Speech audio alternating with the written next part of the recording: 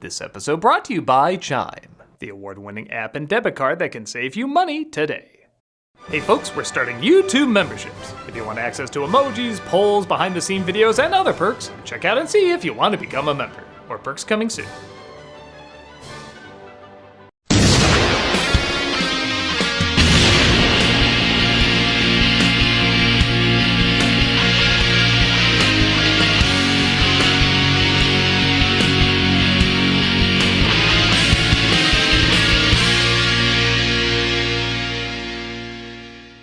Hello, I'm the Nostalgia Critic guy, remember it? So you don't have to.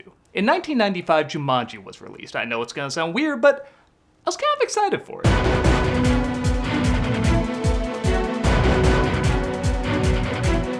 I was a big fan of the book when I was a little kid, and one of the reasons was, despite it being a picture book, it really did feel kind of like a movie. It's such a cool idea, a board game that comes to life when you play it. I love the idea so much I went to play Clue to see if it would come to life so I could murder the kid who never gave me back my turtle blimp. It did not, but don't worry, he died of natural causes of a plastic Donatello being shoved up his anal glands. Where was I? Oh, Jumanji. When the film came out, it didn't get the best of reviews, and yeah, I guess a part of me kinda hopped on board with that. I didn't hate the movie, but found it a touch generic and kinda thought more could be done with the idea.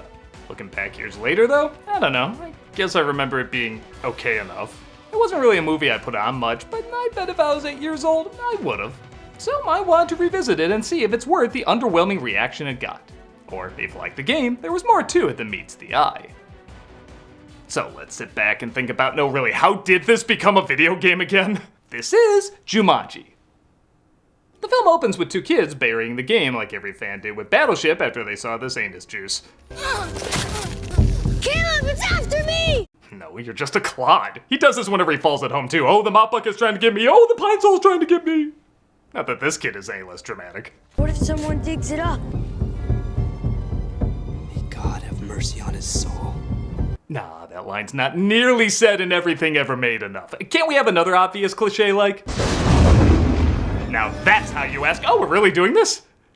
Cut to 1969. He thought... Yeah, as we see a kid named Alan getting picked on by some bullies. Hey, Parrish! What's the rush? Prepare to die, Parrish! Yeah, I guess when a kid's last name is Parrish, it is pretty hard not to beat him up. I mean, I feel sorry for the kid, but think about the bullies. That's like having Cookie Monster at a Nabisco factory and saying, I expect professionalism out of you. Good, Parrish! Run to Daddy! He runs to his father's shoe factory where one of the workers named Bentley, played by Alan Grier, is excited to show off his new shoe design. This is the future. If I can get Will Chamberlain to wear them, I predict there'll be a pair of those in every closet in America. Because nothing says long-lasting like Air Parrish. The father is no help as he tells his son to fight his own battles of 1 versus 5. If you're afraid of something, you've got to stand and face it. Like when 5 robbers broke into our house, did I call the cops? No. Oh, that reminds me, we have to visit your mother's grave today. And Alan puts Bentley's shoe on the conveyor belt and destroys the machine. Who did this? I did, sir. Well, I feel as bad for the following scene. Yeah, you can cover up that scene. Just be sure to show Bentley watching with deservedly cold delight. Alan, of course, hears something calling to him at a construction site. Hello, my baby. Hello, my honey. Hello, my ragtime. Obviously, he finds the game and makes his way home where he discovers as a reward for getting his ass kicked, they're making him somebody else's problem. You're ready to go to the Cliffside School for Boys. You don't want me living here anymore? It's always been the plan that you'd go to Cliffside when you were ready. And I think you're ready to be as far away from me as possible. I'm not! Well, I am. Maybe I don't want to be who you are. We're taking you there next Sunday. They have a big argument, but his friend Sarah comes over to help him feel better. Naturally, they try playing the game, but sadly, so does Captain Howdy. In the jungle, you must wait until the dice read 5 or 8. Or until you stop looking like Dominic the Christmas donkey. What's that mean? Give credit to somehow achieving both a comedically bad, but also creepy as hell effect.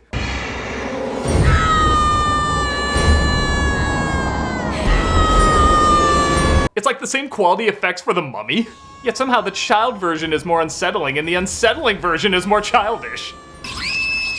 Also, I love the dramatic timing of the bats that only now come out. Especially this one that's like, so then. I guess the movie got sick of those two kids, so here's 2 brand new ones. Judy and Peter, played by Kirsten Dunst and Bradley Pierce. Thrown to the care of their aunt who bought the place as their folks, naturally, passed away. Is it big enough for you? Peter hasn't spoken a word since it happened. When you're a boy who's a teacup in a movie this girly, your school life is over. But when the Sheik's yacht went down, it managed to write us a really beautiful goodbye note that was found floating in a champagne bottle amongst the debris.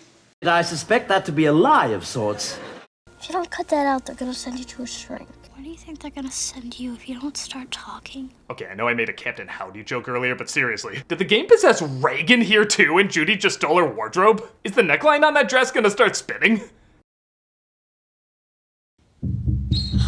They of course find the game and decide to play. A tiny bite can make you itch, make you sneeze, make you twitch. Oh no, leftover purple sex from the mist! Yeah, how's this movie having scarier effects than the films that are supposed to be scary? Well, that invites another turn. This will not be an easy mission. Monkeys slow the expedition. Good try, 1995. Yeah, maybe not all the effects were passable. Some things you give leeway because of the time period, but these chimps always look bad. They look like a mix between that monkey from the end of Jimmy Neutron and that yellow Muppet from Lost in Space. Call the police. Play more. Yeah, these kids are dumb. Uh-oh, I didn't see this part. Oh, now it's the time for uh-oh. Killer bugs and monkeys. Well, you just take another turn, but on a technicality, a frickin' O. The instructions say if we finish the game, it'll all go away. We better do it, or Aunt Nora's gonna pitch a fit. Okay, do kids in adventure movies ever have the right priorities? I just unleashed Cthulhu and he's brushing his teeth with the blood of man! But you know, homework. Oh no, one of the fake lion statues from the museum is here. Oh, I mean, I'm sure the CG will look better. The CG does not look better. But Alan returns, grown up into Robin Williams wearing plastic scenery from Rainforest Cafe, and fights the lion off. Somebody roll a 5 or an 8. He did. That means you die! That's right, I'm the random number cannibal in this game! I'm home! I'm back! Hey, where are those kids that destroyed my bike? I got some spikes that need some heads on them. We live here now. Everyone thought you were dead. And because every star in the universe aligned, the first grown-up he bumps into is Bentley from his childhood. No! I did not need to see up that loincloth. Get out of there! Monkeys! I'm beyond such childish callbacks. I will instead play something more sophisticated like... Monkeys. He's wearing a tux, it's more upscale. The monkeys take off with Bentley's car as Alan searches for his folks and goes to his father's old shoe factory. Yeah, you're gonna freeze out there. Do you know what happened to this shoe factory? What are you talking about? My name is Parrish. I own this, but... Son? When his kid ran away, Sam put everything he had into trying to find him. Gotta say, for being the only homeless person in this giant factory, he still has a flair for the cryptically dramatic. Are the Parishes still around? I see them now and then. They're over on Adams Street. Hope that didn't give you the impression they were alive or anything. I just see them now and then whenever I need new shoes. In fact, those are his clothes I gave you. On that note, I do like this one bit of dark humor where Judy, who always lies about how her parents died, reveals a little bit here too. Our parents are dead too. They were in the Middle East negotiating peace. Damn, girl, read the cemetery! After one of my favorite reactions in the movie.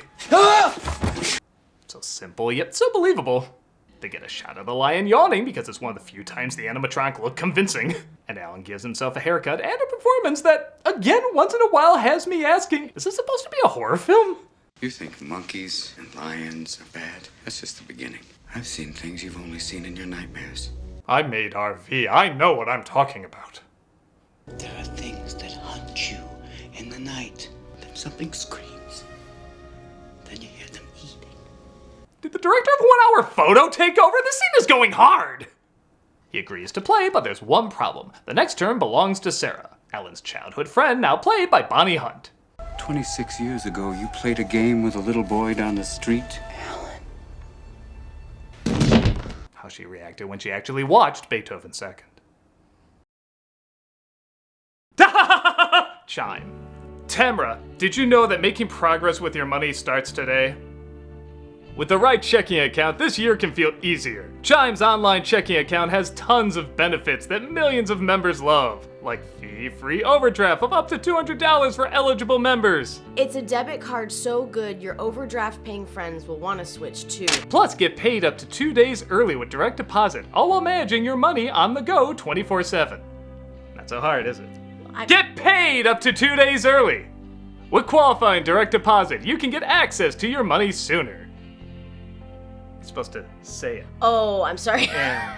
Fee-free overdraft for Spot Me. It's right. Fee-free overdraft with Spot Me. Overdraft up to $200 without fees with Spot Me when you set up a qualifying direct deposit. Just set up a qualifying direct deposit, sign up for Spot Me, and Chime will spot you up to your limit when you make a debit card purchase or cash withdrawal that exceeds your balance.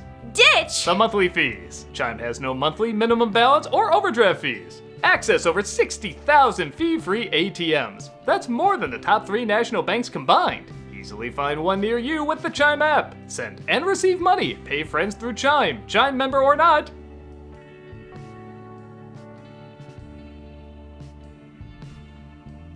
And cash out your money fee-free. Sign up for Chime today. Joining takes just minutes. Get started at chime.com/nostalgia. That's chime.com/nostalgia. All right, read all that stuff really fast.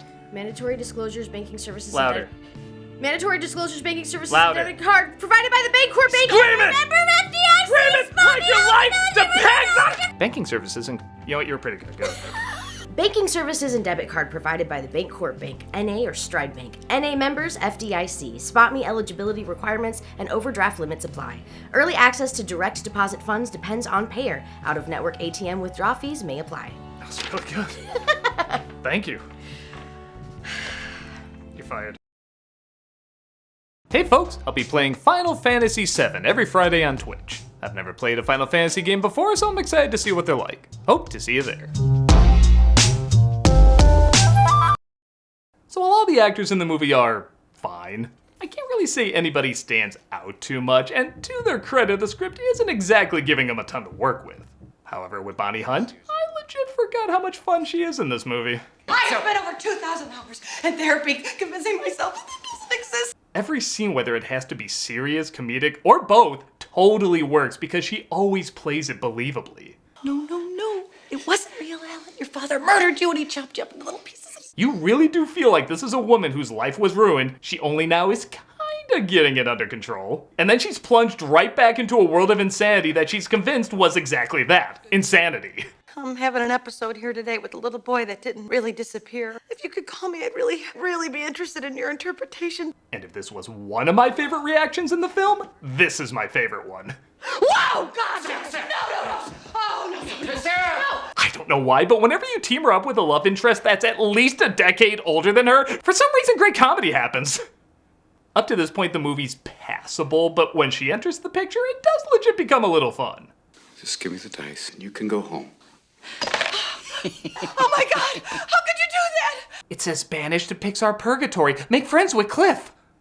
Tell me this isn't happening. Stay away from the walls. Don't touch anything. Even in the jungle, we get tentacle hentai.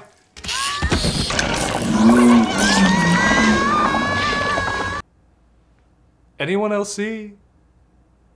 Somebody, anyone else see? They save Peter and continue the game, resulting in a hunter named Van Pelt chasing Alan. You miserable coward! Come back and face me like a man! I will say, this actor is so dedicated to his role, I thought when I first saw it, maybe I missed his introduction when I went to the bathroom. He just plays it like he's always been the main villain of the film. Not good enough, Sonny Jim. Coming ready or not. Oh wait, I feel like a dumbass. I just realized that's the father from the movie. Yeah, they Captain Hooked us. That's the same actor who played Alan's dad. I legit never knew that. Mainly because the film doesn't do much with it. Okay, I don't need a Shark Boy and Lava Girl moment where they just straight up say that's my folks and I'm learning something right now, but at the same time, nothing seems discovered or found out about his connection with him and his father with him playing the same role. What gross are these? You know, they stopped making these in 1903. Damn. I don't know. The actor plays both parts great, so I guess it's not a big deal. Whose turn is it? Alan escapes, but the next move starts a stampede, leading to a very blurry pelican taking the game. They get it back, but they also bump into Bentley, who thinks a lot of the strange disturbances happening around town are Alan's fault. It's all right. I'll be back soon. He gets arrested when Peter tries to cheat to win the game faster. The game says there's a price to pay. Peter, your hands! Look at your hands! Oh my god, you're actually turning into Robin Williams! He starts transforming into a monkey just as the stampede starts rushing towards him. That's a whole lot of dead. I mean, he's fine. But they lose the game again, and the three of them have to try and get it back.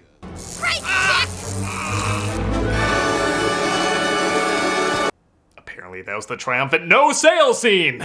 Guess the music really thought everyone was gonna be talking about that moment. And I had something I could have turned this whole town around. Your shoes. Right. Alan reveals to Bentley who he is, and they make their way to the others. I saw this in a Culkin movie once, my girl. This one's from a different Culkin movie, though, Succession. Sarah! They get the game back, and the movie kinda last minute tries to work in a father-son relationship with Alan and Peter, like he's overbearing in the same way his father was. I warned you about this, Peter. No, you wanted to play the game. What, are you crying? You have a problem? You face it like a man. There's something in there, but he's only known him for a few hours. Why are you acting like you've raised him for months? I know the phrase "you're not his real father" is used a lot in movies, but I'm not sure you two are even friends. It's not that. It turns out he was crying because his tail had to be let out, which kind of makes the scene even more pointless. It's kind of like the breast cancer moment in the room. You could cut it out and miss nothing. But I do like this scene where the aunt runs across the cop and never once questions what happened to his car. On that note, I also like this thing keeps getting more and more destroyed until the Earth itself just decides to consume it. Take it! The next turn causes a monsoon, complete with gators. Aw, croc blocked. I hate how much I was looking forward to saying that.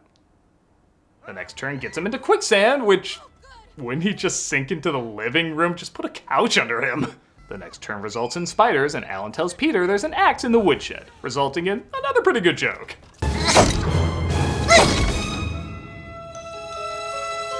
Yeah, I know it has him even looking at the camera, but I don't care. It makes me laugh. Aunt Nora, it's me! Nah, I'm just putting together I was a pointless character. What did I add? An earthquake comes for them in the next turn, and man, for 1995, that's not a bad effect. And just as Alan is cornered, he finishes the game. Stand up. Oh, did you eat at Neverland too? He says Jumanji, and everything gets sucked back into the game, including the past hour and a half. Which I guess now didn't happen. I'm so glad you're back. I forgot my hunter's uniform. Get back to running. Look, you don't have to go to Cliffside if you don't want to. He makes up with his father, and everything is set right. It wasn't Carl Bentley's fault. I put the shoe on the conveyor belt. Well, I'm still gonna fire him because it's the 60s and I can get away with that. No punishment for you, son. They bury the game, and we cut to years later where they, of course, bump into Judy and Peter with their parents still alive. Martha and I were thinking of taking a little skiing holiday up in the Canadian Rockies. No! We heard Gwyneth Paltrow was skiing up there, and things could get messy with that. And that was Jumanji. It's a perfectly fine hotel movie. Like, you ever go traveling on a trip where you're gonna do a bunch of stuff, and then you get back to the hotel, you flip through the channels, and just find something mindless? It's one of those flicks. It's not really worth seeking out, but if on, it's worth glancing at here and there. It doesn't do any more than what's expected of it, so that doesn't make it good, but it doesn't really make it bad either. Because it's a clever idea with a good cast that's competently done, that does at least make the film memorable. I mean, everyone does know what this film is, even if they can't always remember specific lines or details. So yeah, not really worth going out your way for it, but if you're on your way to something fun and want something a little less fun, but not bad either to compare to the fun thing you're about to go on, very specific scenario, then Jumanji is your venture. I'm the Nostalgia Critic. Hey, next month is March. You know what that means? Superman Month! Why'd I do that? That's why we left the airplanes to begin with. Monkeys!